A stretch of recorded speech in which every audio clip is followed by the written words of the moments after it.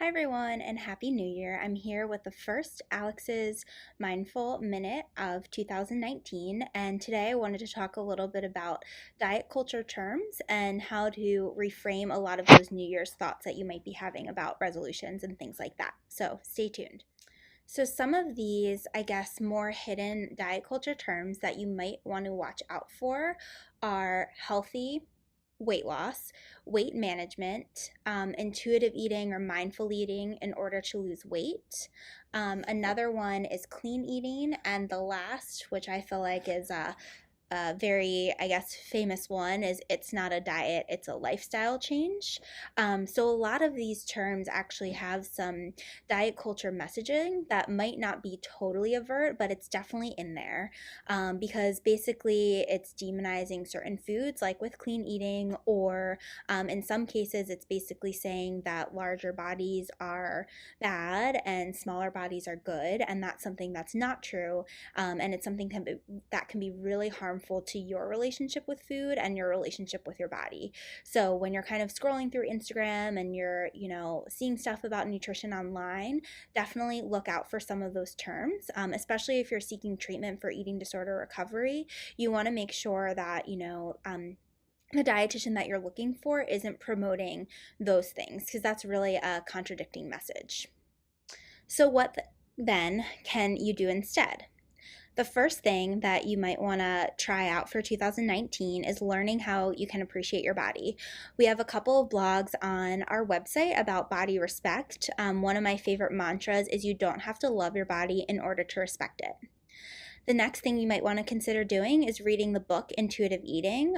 This book is by Evelyn Tribole and Elise Reich, and you want to get the third edition because that is the most recent edition and is the most helpful and has kind of the least amount of those diety terms because, the authors of the book are 100%, health at every size, 100% anti or non-diet. So the third edition is definitely the best out of the three. They also have a workbook associated with it.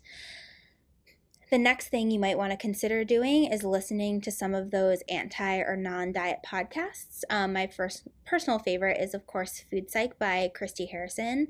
I also like the Love Food podcast by Julie Duffy Dillon and Body Kindness by Rebecca Scritchfield. So those are really awesome to just pop on my way to work. I know Christy's comes out every Monday, and I really like listening to that on my commute. So that's something that definitely takes the priority on Monday mornings.